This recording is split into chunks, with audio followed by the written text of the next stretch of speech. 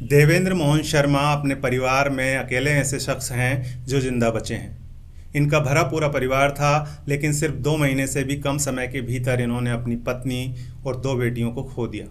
सबसे पहले इनकी छोटी बेटी चल बसी, उसके 1 महीने बाद इन्होंने अपनी पत्नी को खोया और इसके बाद अगले 20 दिन में इनकी बड़ी बेटी भी इस दुनिया से चली गई। ये कोई सामान्य मौतें नहीं थीं, बल्कि इसके पीछे थी एक गहरी साजिश और पुनर्जन्म से जुड़ी कहानी। नमस्कार, मेरा नाम है मनोज मनु और आप देख रहे हैं द चाणक्य।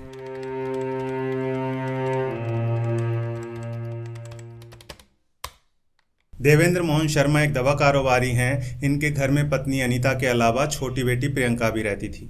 प्रियंका बाहर से अपनी पढ़ाई पूरी करके आने के बाद से पिता के दवा कारोबार में उनकी मदद करती थी। इनकी बड़ी बेटी दिव्या की ग्रेटर कैलाश में रहने वाले वरुण अरोरा से शादी हो चुकी थी। इस शादी से वरुण और दिव्या के 2 जुड़वा बच्चे भी हैं, एक बेटा और एक बेटी। 1 फरवरी 2021 की सुबह प्रियंका अपने पिता देवेंद्र मोहन शर्मा को बताती है कि उसके पैरों में बहुत ज़्यादा दर्द हो रहा है, इसलिए वो आज उनके साथ ऑफिस नहीं जा पाएगी। देवेंद्र भी उसे आराम करने का बोलकर काम पर चले जाते हैं।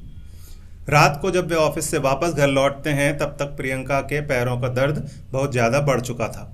अगले दिन यानी कि 2 फरवरी को देवेंद्र प्रियंका को लेकर मोतीनगर के एक हॉस्पिटल में गए, जहां उसकी कुछ जांचें हुई जिनकी रिपोर्ट्स आना बाकी था। रात होते होते प्रियंका के पैर सुन्न होने लगे और 3 फरवरी की सुबह तक तो उसकी हालत इतनी खराब हो गई कि वो अपने पैरों पर खड़ी भी नहीं हो पा रही थी। देवेंद्र मोहन शर्मा ने उसे बीएल कपूर अस्पताल में भर्ती कराया, जहां 15 फरवरी 2021 की सुबह प्रियंका की मौत हो गई। परिवार सदमे में था कि प्रियंका को अचानक ऐसी क्या बीमारी हुई जिससे उसकी जान चली गई। छोटी बेटी की अचानक मौत के दुख से परिवार उबर पाता, इससे पहले ही बड़ी बेटी दिव्या की भी तबीयत खराब हो गई। उसके बाल अचानक से झड़ने लगे। दिव्या की हालत लगातार बिगड़ती जा रही थी, इसलिए उसे गंगाराम अस्पताल में भर्ती कराया गया।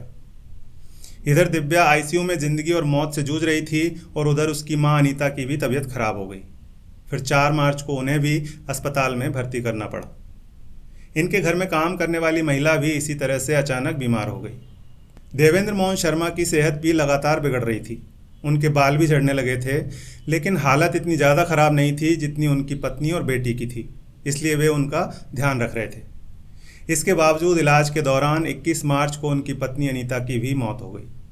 अब तक देवेंद्र ने अपनी छोटी बेटी प्रियंका और पत्नी अनीता को खो दिया था।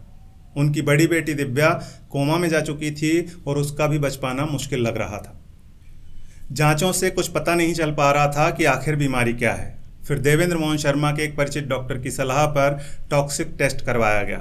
ये जांच शरीर में मौजूद जहर और जहरीले केमिकल की उपस्थिति का पता करने के लिए की जाती है। जांच रिपोर्ट से इन सबके शरीर में थैलियम के होने का खुलासा हुआ। थैलियम एक ऐसा जहर है जो धीरे धीरे जिंदगी को खत्म कर देता है। थैलियम के शरीर में पहुंचने के कुछ घंटों के भीतर ही मांसपेशियों में दर्द और सुन्न होने के लक्षण महसूस होते हैं। कुछ दिनों के अंदर बाल झड़ना शुरू हो जाता है और धीरे धीरे मांसपेशियां बेकार होने लगती हैं। याददाश्त चली जाती है और आखिर में इंसान खत्म हो जाता है। जांच रिपोर्ट में थैलियम की पुष्टि होते ही देवेंद्र मोहन शर्मा को कुछ याद आया और उन्होंने 23 मार्च को पुलिस में अपने दामाद वरुण अरोरा की शिकायत कर दी। पुलिस ने उससे पूछताछ की, लेकिन वरुण ने कुछ भी नहीं बताया। उस रात पुलिस ने उसे घर जाने दिया। रात में वरुण ने अपने घर में रखे थैलियम की थोड़ी सी मात्रा खुद भी ले ली, जिससे कि पुलिस उस पर शक न करे।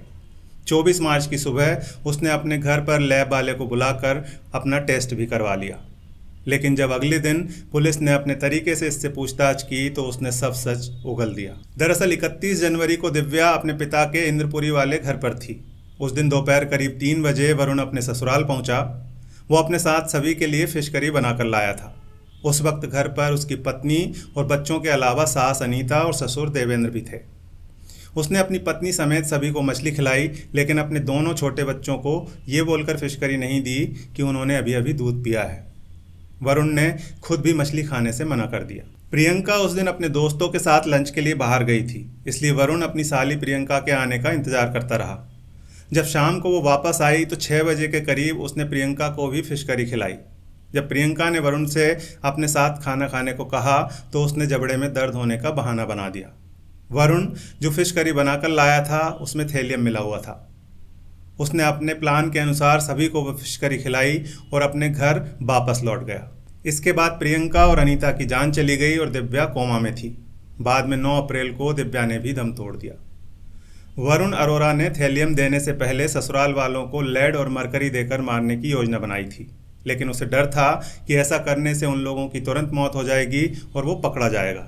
इसलिए बाद में उसने थैलियम जैसा धीमा जहर देकर सबको मारने का प्लान बनाया। वरुण ने इंटरनेट पर सर्च करके 22,000 रुपये देकर थैलियम का जुगाड़ किया और 3 लोगों की जान ले ली। पुलिस ने वरुण के घर की तलाशी ली, जहां से थैलियम की एक शीशी बरामद हुई। अब सवाल ये उठता है कि आखिर उसने ऐसा क्यों किया। जो कहानी वरुण ने पुलिस को बताई वो ये है कि इस हत्याकांड से 12 साल पहले वरुण और दिव्या की शादी हुई थी। दोनों ही परिवार आर्थिक रूप से संपन्न थे, घर में किसी तरह की कोई परेशानी नहीं थी। बस एक कमी थी कि शादी के 7 साल बीत जाने के बाद भी उन्हें कोई बच्चा नहीं हुआ, जिसके बाद उन्होंने IVF की मदद ली और दिव्या ने जुड़वा बच्चों को जन्म दिया। बच्चे 4 साल के हो गए। उस वक्त तक सब कुछ ठीक चल रहा था। फिर हुआ ये कि वरुण के पिता की मौत हो गई और संयोग से उसके कुछ समय बाद ही दिव्या फिर से प्रेग्नेंट हो गई। वरुण का ये मानना था कि बच्चे के रूप में उसके पिता का पुनर्जन्म होने वाला है, लेकिन डॉक्टर ने कहा कि अगर दिव्या ने इस बच्चे को जन्म दिया तो उसकी जान को खतरा हो सकता है। इसके बाद दिव्या और उसके मायके वालों ने वरुण की इच्छा के खिलाफ गर्भपात करवा दिया। इस बात से वरुण गुस्से में था और बदला लेना चाहता था। आखिर में 31 जनवरी 2021 को वो अपनी साजिश में कामयाब भी हो गया। वरुण ने अपने बच्चों से उनकी मां और देवेंद्र मोहन शर्मा से उनका पूरा परिवार छीन लिया। ये उसका अंधविश्वास था या पुनर्जन्म सच में संभव है? आप क्या राय रखते हैं? कमेंट करके ज़रूर बताइएगा। धन्यवाद।